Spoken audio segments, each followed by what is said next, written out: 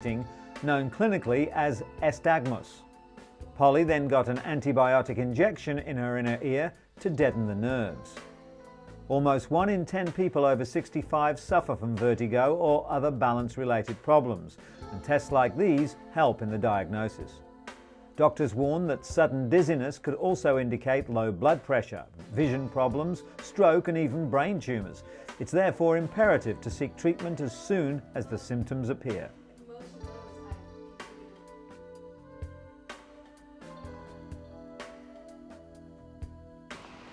"54-year-old Jean Carfora went deaf over a year ago. Suddenly there was silence when only days earlier she could hear a pin drop. The boy fell from the window. But thanks to a new method that mimics how ears hear in tandem, Jean will now rely less on lip reading and more on her hearing.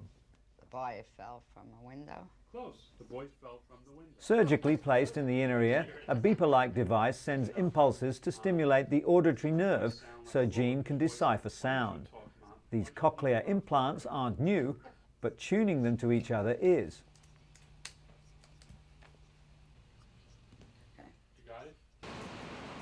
Bill Shapiro, an audiologist at New York University, is working with Jean, the first patient to undergo this procedure. The hope is that the wearer will be able to localize sound and hear better in noisy environments. Jean will probably never hear normally and is still considered hearing impaired, but doctors say she'll grow more accustomed to the implants in the coming months. Like Jean, 28 million Americans suffer from significant hearing loss, yet as many as 23 million don't wear hearing aids. Financial considerations and cosmetic concerns are the most common excuses. The Songbird is the world's first disposable hearing aid, a discrete device that works like a traditional analog hearing aid but costs just $40 versus the $600 to $2,000 charge for the standard hearing aid. To help boost the hearing loss in his left ear, Lawrence Dunson began using the disposable device. Now he sees doctors every 40 days when the battery expires. For Lawrence, the Songbird truly marks the dawning of a new era. The disposable hearing aid is not suitable to all patients, particularly those with serious medical conditions, and because they're not custom fitted, some people are physically unable to use them. A digital version should be on the market within the next 3 years.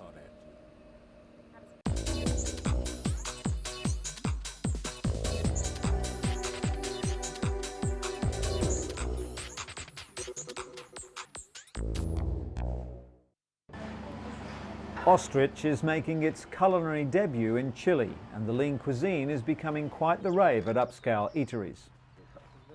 Farmer Cristobal Bascuan says his business began when he read about the quality of the meat on the internet. Ostrich steak is similar to beef in texture, taste and appearance, but it has 2/3 less fat than beef, less than half the fat of chicken, and fewer calories than beef, chicken or turkey. The birds are also prolific breeders. An ostrich produces 40 or even 50 chicks a year. But the price isn't cheap. The iron-enriched, healthy red meat costs twice as much as regular beefsteak. Welcome to the house of Mwamba family, 20 kilometers east of central Kinshasa. Donatien Mwamba runs a small restaurant in his compound. Every day around lunchtime, the household prepares for the arrival of the first customers.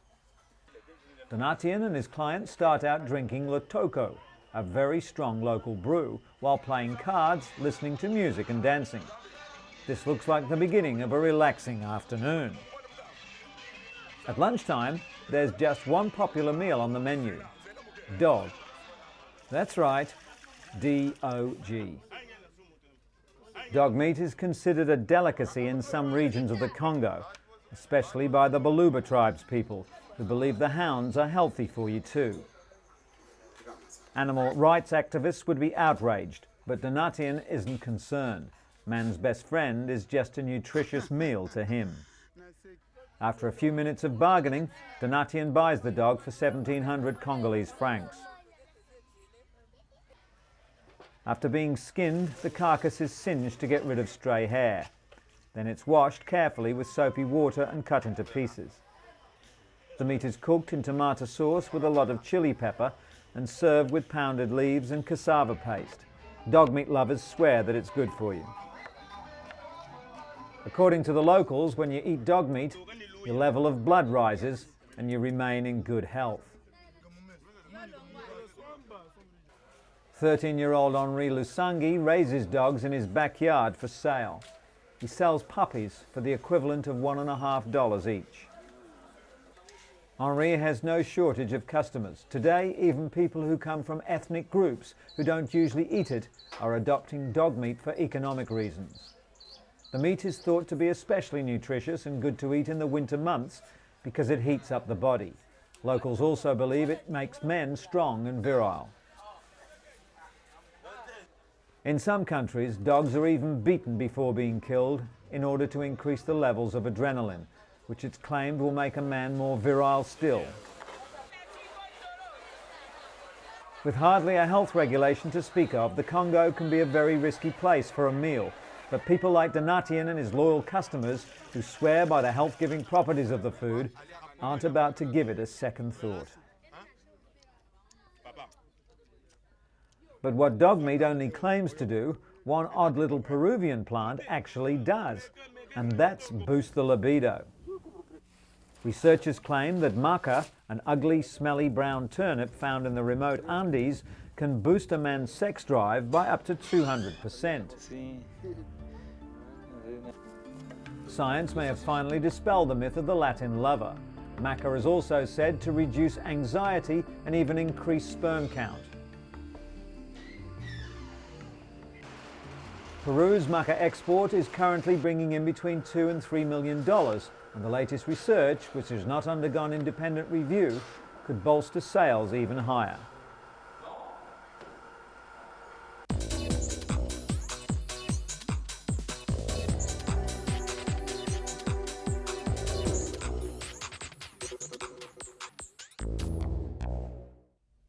Researchers at Boston's Children's Hospital believe they've discovered a new kind of cancer.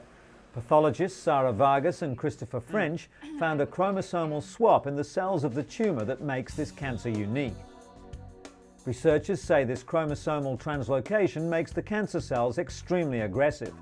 The disease has been documented in only 6 patients around the world. It started out with a simple sore throat for 13-year-old Isabella Calder, but nothing helped. Aggressive chemotherapy and radiation failed, and Isabella died 5 months later. Researchers are well on the way to locating the genes on the chromosomes where the abnormality occurs. This could lead to treatments for this and possibly other cancers. The real challenge will be to figure out why these genes break apart in the first place and how to halt the process once it's begun. To Queensland, Australia, the Sunshine State. But it's not all fun in the sun. 1 in 17 Queenslanders develops melanoma, the highest skin cancer rate in the world. Some people are especially vulnerable because of their genetic makeup. According to Dr. Rick Sturm of the University of Queensland, the gene that determines red or ginger hair, when coupled with a known skin cancer gene, vastly increases the risk of melanoma, and a cancer develops at a younger age. Hair colour isn't the whole story. Genetics can play tricks.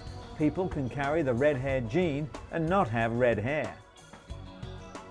Childhood testing would give an early warning of a person's genetic predisposition to melanoma, but it can't determine how people will behave.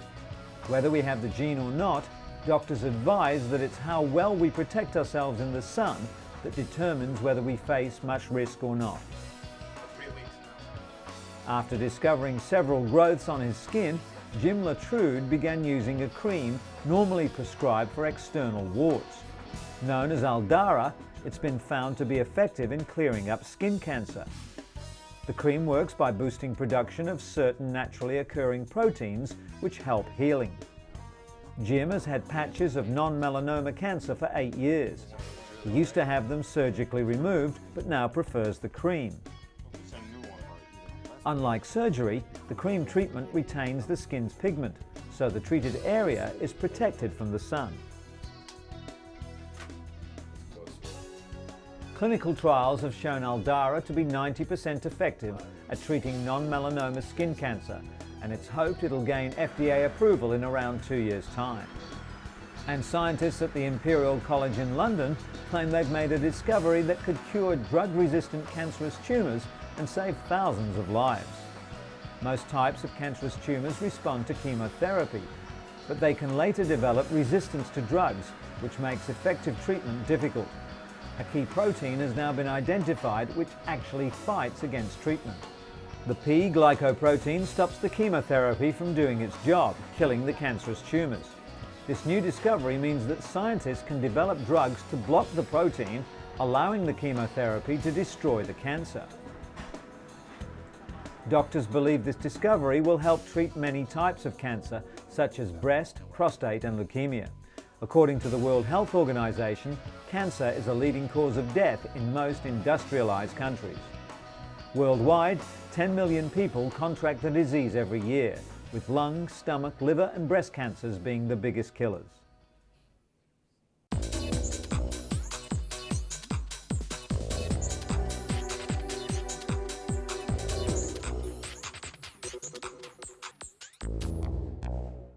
Afghanistan has more landmines than any other country in the world. It's estimated that up to 8 million of the deadly weapons still lie in wait. The US campaign to rout out the Taliban inadvertently forced thousands of refugees to flee their villages, often straight into minefields. As a result, the number of injuries and deaths suddenly skyrocketed. A visit to an orthopedic centre in Kabul illustrates the human cost of 23 years of war in one of the world's poorest nations. In just the past 12 years in Afghanistan, Alberto Cairo has seen 5 governments survive 2 civil wars and helped countless people disabled by landmines and rockets to build their lives. Through the bloody warlord era after the Soviet withdrawal and the austere years of Taliban rule, the flamboyant Italian has worked as head of the International Committee of the Red Cross Orthopedic Project, earning the name Mother Teresa of Kabul. His centre treats around 300 invalids a day, 80% of them landmine victims, and often treatment, training and counselling to help them reintegrate into society. Cairo and his staff encourage their patients to learn to walk again with prostheses and go on with their lives, not to think that their lives are over, as so many do. Before the bombing, around 90 people a month were killed or maimed by landmines. The number now stands at over 550. Half the victims die before reaching what few medical facilities still exist, so in reality, these patients are the lucky ones. Since it began in Kabul in 1988, the International Committee of the Red Cross Orthopedic Project has also opened centres in Herat, Mazar-e-Sharif, Jalalabad, Gulbahar and Faizabad. The Kabul centre operated during the decade-long Soviet occupation, when most of the minefields were first laid out, and continued its work through the Taliban era, not least because of some of its patients were Taliban, although men had to be strictly segregated from women.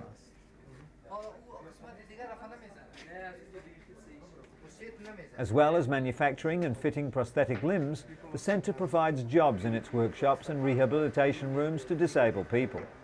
According to Cairo, himself a former lawyer from Turin who retrained as a physiotherapist to join the Red Cross project, the centre only employs disabled people as a form of positive discrimination. He believes it shows everyone that disabled people can work as well as their able-bodied countrymen and women. The Taliban eventually forced Cairo to leave Kabul a few days after the September 11th attacks on the United States, but he was back by the end of November, a few days after the Taliban fell. Cairo breathed a sigh of relief when a new interim government under Hamid Karzai was sworn in soon after that, with a mandate to rebuild the nation with a massive injection of international aid. The World Bank recently estimated that Afghanistan needed at least $9 billion to rebuild its economy and basic infrastructure.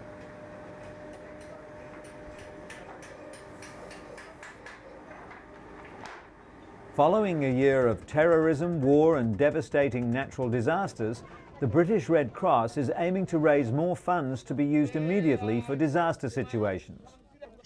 Not all disasters receive international press, limiting the capacity for charities to raise money. Through their new Disaster Fund initiative, the British Red Cross hopes to be able to respond quickly to anyone in need around the globe. Recently, for example, an earthquake hit southern Peru, and 60,000 people were left homeless. It didn't get much news coverage, but it did devastate an entire community. Within 48 hours, 50,000 blankets were sent from the British Red Cross to the Peruvian Red Cross to support those affected. With over 130 years of experience, the British Red Cross plays an important role on the world stage and continues to work under two fundamental principles: neutrality and humanity.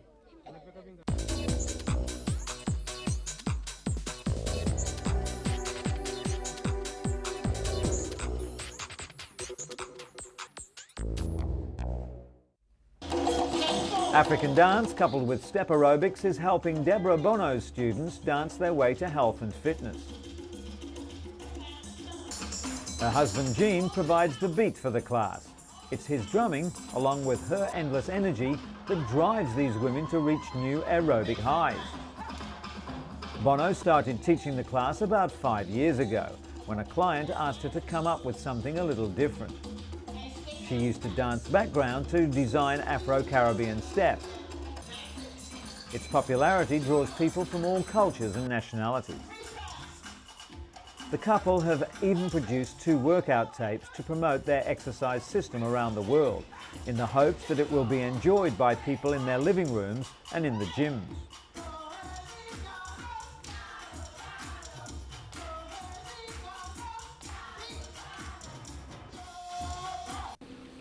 Speaking of gyms, a German doctor had borrowed some exercise equipment and modified it to treat injuries and other physical disorders. The underwater bicycle dramatically reduces rehabilitation time for patients with leg injuries. Martin Hartkop is one of Dr. Van Katten's patients.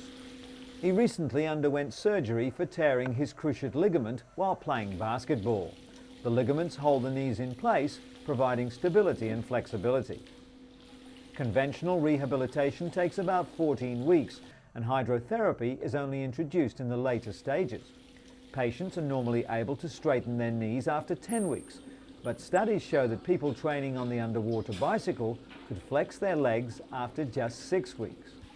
The secret lies in exercising in a weightless environment.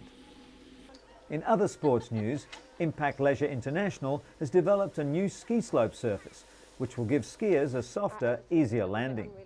The injury-free invention, known as Playgrass, is made of 2 layers of geotextile material and is gap-free, which means fingers and thumbs can't get trapped in a fall. The company has already had considerable interest from Mexico, the Far East, and several European countries, including Italy, Spain, and Portugal. Those who've already tried the new slopes claim the surface offers more turning ability and is even more slippery than normal skiing, but without the bruising.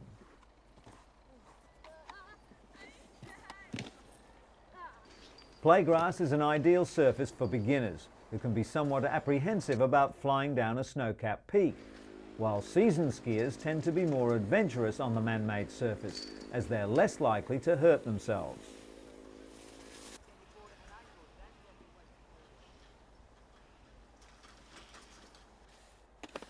The company has had particular interest from America, where personal injury concerns have until now stopped the development of the dry ski slope industry.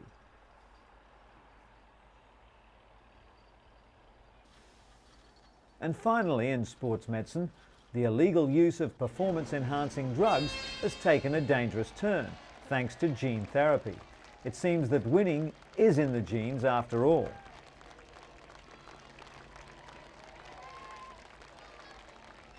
Scientists at University College London studying cardiovascular genetics have identified the first 7 genes associated with human performance.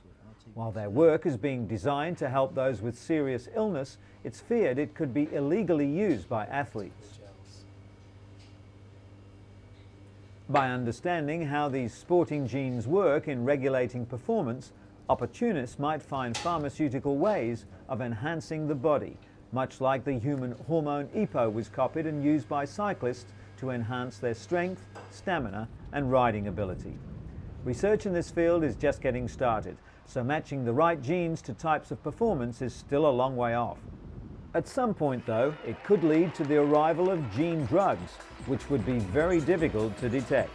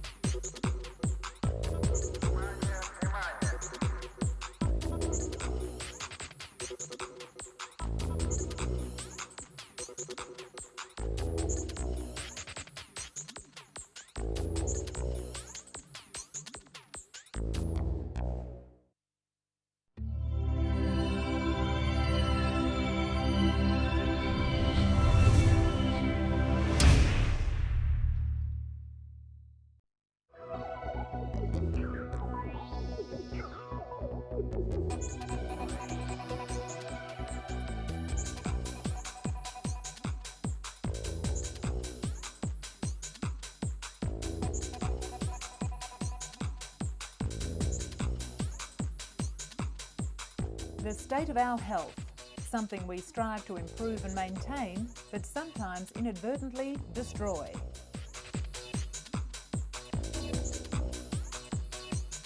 Universally, it's vitally important. The Germans have a universal word for it. Gesundheit. In today's edition, the future has arrived at a hospital in Mexico City where surgeons have teamed up with Zeus, a surgical robot, to remove abdominal tumours with minimal invasion and exceptional precision. Russian President Vladimir Putin has called on his countrymen and women to take up sport and cast off the nation's image as unhealthy drunkards who are dying well before their time. 35 years ago, in a quiet suburb of London, the modern hospice movement was born. St Christopher's Hospice is still at the centre of the movement, setting the pace in research into pain and innovative ways of helping the terminally ill and the bereaved. And a recent study conducted on 2,000 women showed that those over 24 with no history of heart problems were at a slightly higher risk of having a heart attack if they were on oral contraceptives.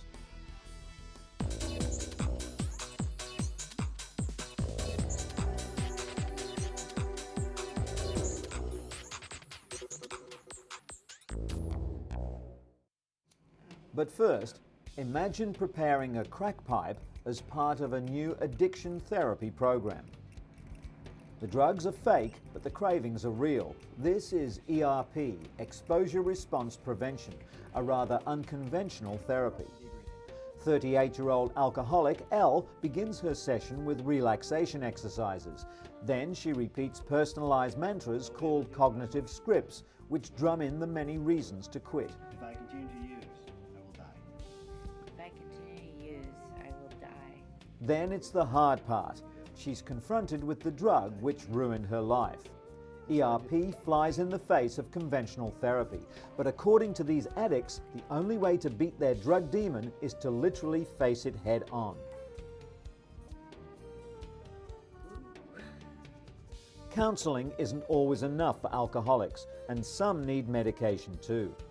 A new study has called into question whether the popular drug naltrexone, often prescribed to recovering alcoholics to suppress their cravings, really works. Research in the New England Journal of Medicine found that older men who drank heavily for over 20 years often didn't respond to the drug. All volunteers in the study, whether they received the drug or a placebo, underwent individual counselling and were encouraged to attend Alcoholics Anonymous, a key component in treatment. The National Institutes of Health is funding several additional studies on new medications, most of which target specific areas of the brain that respond to alcohol. And speaking of drugs, a new study concluded that a popular vitamin supplement can actually be bad for you. The American Medical Association has indicated that too much vitamin A could double older women's chance of hip fractures. Most damaging was vitamin A found as retinol in vitamin supplements, fortified cereal, liver and fish oils. Vitamin A in the beta-carotene form of leafy green vegetables had no link. Researchers found that postmenopausal women with the highest total intake of retinol had double the risk of hip fractures than women with the lowest intake. Doctors aren't sure why, but some think that too much retinol vitamin A either inhibits the body's calcium absorption or affects bone cell production. Doctors advise patients to continue taking multivitamins as they can prevent other diseases. Patients should also choose beta-carotene sources of vitamin A or limit their retinol sources to 500 micrograms a day. Speaking at a news conference in Berlin, German and American lawyers announced their plans to bring forward an amended class action against Bayer Pharmaceuticals in the United States. Bayer's cholesterol-reducing medication Lipobay has allegedly led to the deaths of at least 50 people worldwide and to health defects in at least 2,000 patients. The lawyer representing the German victims, Michael Vitti, told journalists that the lawsuit will be presented to a court in Minneapolis. Vitti stated it was important to provide both German and international victims of the Bayer medication with an equal chance of being compensated under American law. Just recently, Bayer had to take Lipobay off the market due to unsolved deaths allegedly caused by it. The US lawyer, Kenneth Moll, working with Vitti on the case, stated that Lipobay had been developed and tested by the US Bayer branch of the Bayer Corporation, and accordingly, the case should be tried in the US. Currently, more than 50 deaths worldwide seem to be connected with Lipobay, despite Bayer's claims that a connection cannot be proven. The lawsuit will not only be directed against Bayer AG and Bayer Corporation, but also against Europe's biggest pharmaceutical company, GlaxoSmithKline.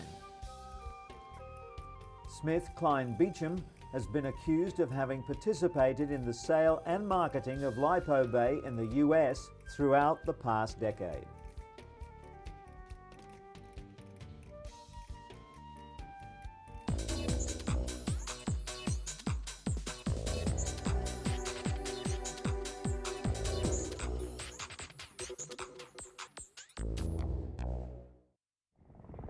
Tula Westlake is having the time of her life on a 5-star vacation viewing animals in the African bush.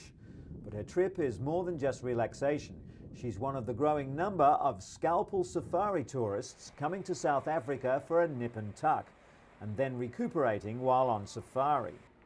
A few days earlier, she went under the knife in a Johannesburg clinic. During 5 hours of surgery, she had a breast lift and enlargement, plus a tummy tuck and liposuction. Tula was thrilled with the results and felt she got value for money. Patients first relax at luxurious hotels before entering hospital for their cosmetic surgery. During this procedure, an inch of skin was removed from either side of the face and the muscles were pulled back. It's not going to be painful. The patient recovers in hospital before the safari begins. The mix of adventure and cosmetic enhancement is bringing much-needed revenue to the beleaguered South African economy. And the future has arrived for those who can afford it at a Mexico City hospital, where Zeus, a surgical robot, can remove abdominal tumors with surgeons operating at long distance and with minimum invasion. Zeus became operable in Mexico City last September, and is the same robot used in the first ever long-distance surgery in which a doctor in New York removed the spleen of a patient in Strasbourg, France, some 6,000 miles away. Zeus and 3 other new devices make up a family of robots used in minimally invasive surgeries. With high-precision instruments, doctors work through 5 to 10 millimeter incisions instead of fully exposed abdomens. Popular wisdom advises against starting anything at midpoint, but surgery starting at the navel makes it easier to introduce a camera to the abdomen. The technique has been refined to the point of having this procedure performed as routine. Sitting at a chair in front of the controls, surgeons maneuver the robotic arms to remove damaged tissue, suture the cut and return the stomach to its proper position.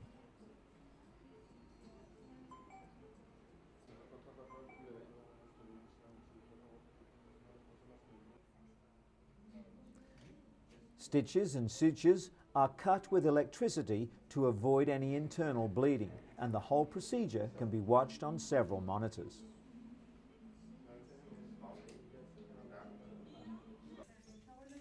Surgery concludes successfully, while 30 similar procedures are pending approval all around the world. And our surgical rounds end today with a tall order from a short woman.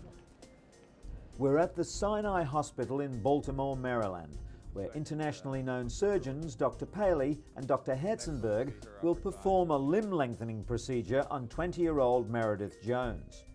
Meredith suffers from achondroplasia or dwarfism and stands 127 centimetres tall, but over the next 3 years she hopes to grow 25.4 centimetres taller. During the procedure, Paley will place 3 screws into Jones's humerus bone. To aid in the procedure, doctors will rely on imaging technology to show them the exact placement of the screw. Together, the surgeons have performed more than 4,000 of these operations and can complete their work on a limb in less than an hour. Dr. Paley carefully breaks Meredith's bones and locks them into place with an external fixture. For the next 7 months, she'll rotate the screw 4 times daily to lengthen her bones. The device works by gradually pulling the broken bone apart, which will then be filled in by new bone.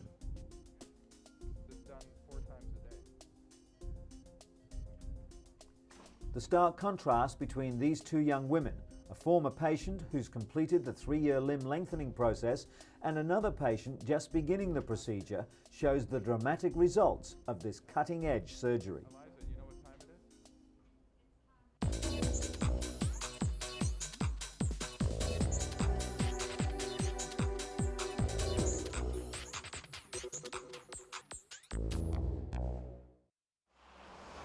Russia's President Vladimir Putin is on a health drive. He wants his countrymen to get fit, stay off drink and live longer. The leader's recent statement was aimed at drinkers and smokers in Russia, where it's not unusual to see people of all ages smoking and drinking beer, sometimes in the morning on their way to work. Putin, the first Kremlin leader who is known to despise alcohol and cigarettes, told a meeting of the country's state council recently that the state of the nation's health was shameful. The Russian president, a black belt in judo and a keen skier, has called on political figures to take the lead in promoting a healthier lifestyle for all Russians. Some politicians have been quick to respond to the president's call. Russian Deputy Premier Valentina Matvienko and ultra-nationalist politician Vladimir Zhirinovsky recently took part in a cross-country skiing competition with their leader. The core of the problem is that sports in Russia have all but fallen off the political radar screen since the breakup of the Soviet Union. Latest statistics must make for unhappy reading back at the Kremlin. Only 10% of Russia's 150 million people take part in sports. Average life expectancy is 59 for men and 72 for women, but Russian women don't live longer because they're fitter. It's just that alcohol kills the men first. It's a rich irony that today's Russia boasts world-class athletes, including many professionals scattered all over the world. but this elite band of sports professionals has no grassroots in Russian society itself. Over the past decade, the country's sports facilities have been neglected and are crumbling due to the lack of funding, a far cry from Mother Russia's former glory.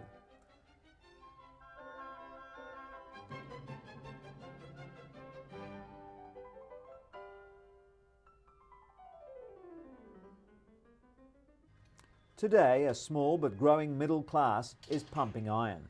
They clearly think that a fitness club membership is money well spent. At this expensive Moscow health club, members believe they're adding at least an extra 5 to 10 years to their lives.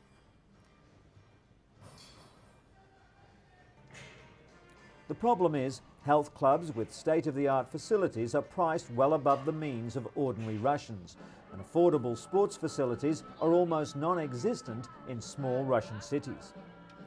At one of Moscow's few junior gymnastic schools, 8 to 10-year-old girls twirl batons and do stretching exercise. It's a Soviet-era sports facility, but the best that the parents of these children can afford. Putin has called on Russian businesses to help fund cheaper and more widely accessible sporting facilities. The nation's health has now become a matter of public policy. Whether Putin will win the contest to stop the rot still remains to be seen. But with state funding all but dried up, many locals don't believe that businesses alone could do enough. As the Russians have discovered, where you live could have a profound impact on your health. The New England Medical Journal found that study participants who developed cardiovascular disease were more likely to live in disadvantaged neighbourhoods. Whites living in such neighbourhoods were found to have a 70 to 90% higher risk of coronary disease, while blacks had a 30 to 50% greater risk. Factors that contribute to illness include the lack of public spaces and recreational facilities, increased tobacco advertising, and the unavailability of healthy foods. Researchers also believe that exposure to noise, violence and poverty can contribute as well.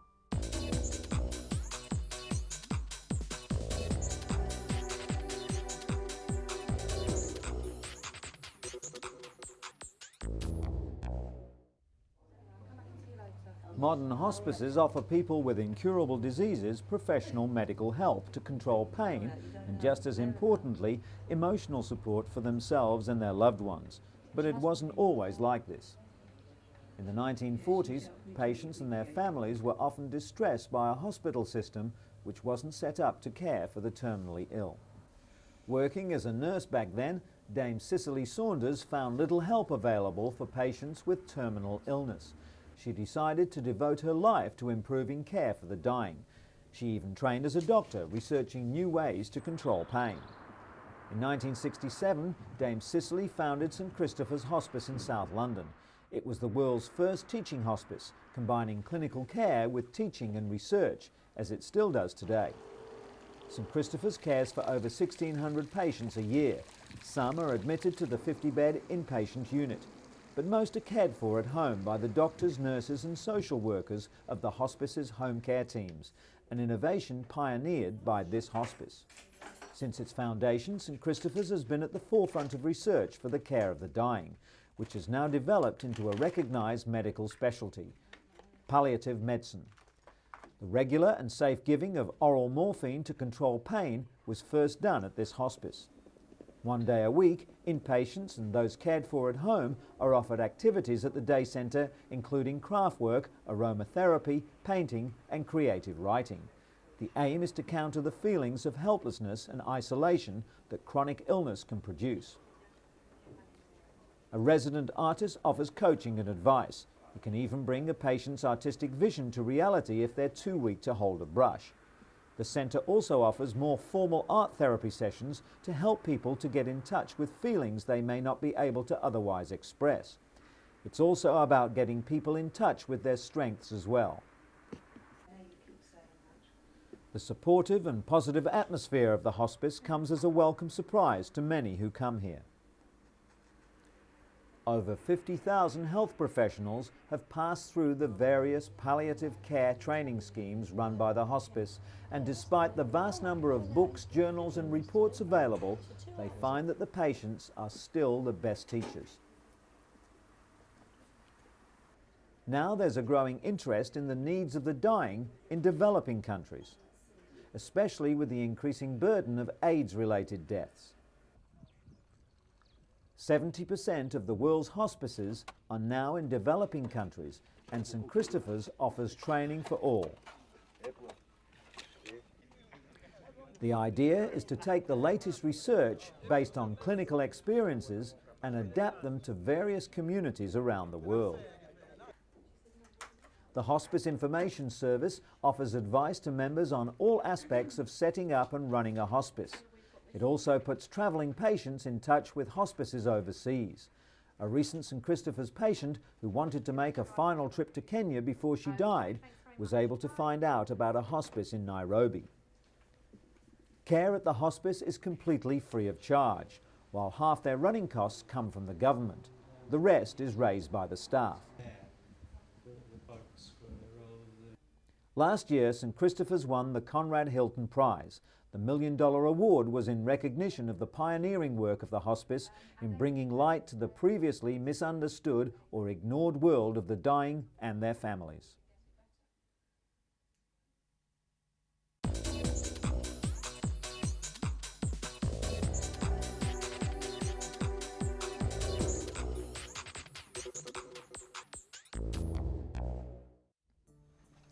Each year, more than 220,000 people die of sudden death in the United States due to cardiac arrest. Death occurs from an abrupt loss of the heart's ability to pump.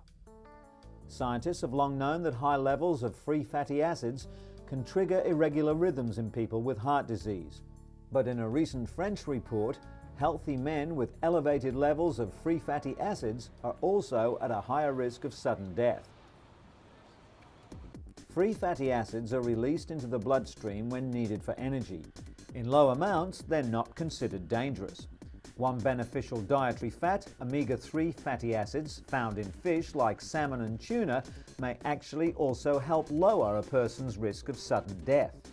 Researchers are now suggesting that routine measurement of free fatty acids may help identify individuals at high risk of sudden death.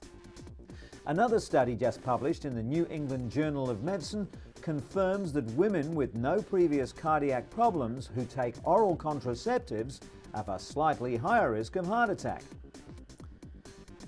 There has been debate for some time surrounding the effect of the pill on women's cardiac health.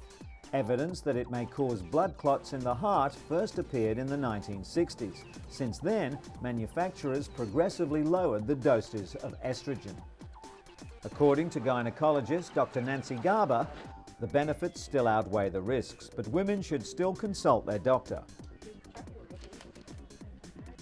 This study, conducted on nearly 2,000 Dutch women, showed that those over age 24 with no history of heart problems were at a slightly higher risk of having a heart attack if they're on oral contraceptives.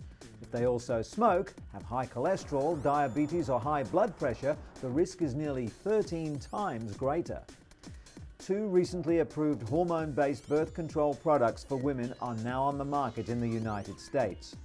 The birth control patch and a vaginal ring both release estrogen, so they too may increase the risk of heart problems. And from Britain, celebrations for the opening of a $5.4 million centre designed to bring some of the country's leading heart scientists under one roof. Former heart patient Lord Michael Heseltine opened the centre, which was made possible by the British Heart Foundation's largest ever grant. Some years ago, Lord Heseltine himself suffered a major heart attack. 4 of Britain's top specialists will lead a team of more than 120 researchers. They'll be looking at the underlying processes which can cause heart disease and ways of preventing and treating it. Heart disease is one of humanity's greatest foes, and an urgent need exists to understand it and then defeat it as quickly as possible. Sentiments that 2-year-old heart patient Jack Waller would surely agree on.